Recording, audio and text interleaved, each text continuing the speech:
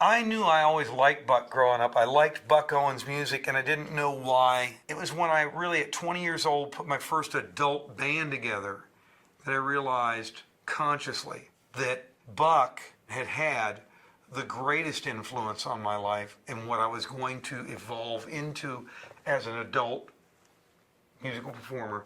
And I think that's maybe why we had the friendship we had. He, years before, had said to me, he said, "Dwight, I think I've got you figured out." I said, "Really? Wow, that's fascinating, because I don't have me figured out." He said, "No, I believe I've got you figured out." I said, "Dwight, do you know what anomaly is?" I said, "Well,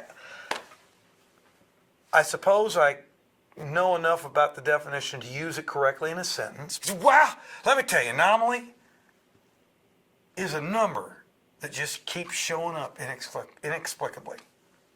I said, "Okay, well, I'll accept that as a definition." He said, "Well, that's what you are. You're an anomaly.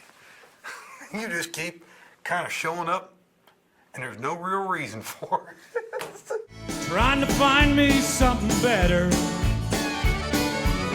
here on the streets of Bakersfield. You don't know me, but you don't like me. I saw Buck Owens probably doing Act Naturally first. I remember that's what I heard first. Later, when I investigated Buck's music, I realized that I had heard Buck early on with things like Under Your Spell that were just in the ether of terrestrial radio at the time, of AM car radio. It's part of the culture, part of the fabric of every memory I have in my life.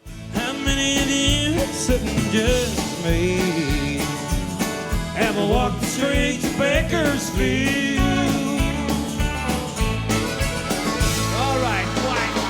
Thank you, Bucko, and thank you, Buck. On the Saturday morning, when I was in Atlanta, Georgia, preparing to leave to go to Orlando to play that night, I got up late in the day and turned my cell phone on, and there were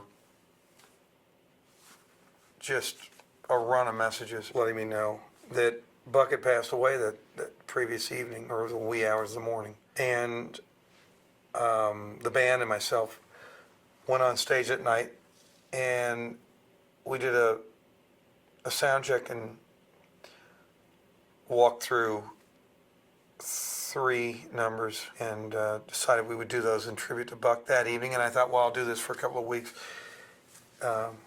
in tribute to Buck. What we were doing on tour was a way to take Buck on tour with me one last time and say goodbye and say I love you every night to Buck. So we did that, and that led to this album being embarked upon as a musical journey. The album has more to do probably with my friendship with Buck than anything else that I'll ever do in my life. What I liked most about Buck was that he was,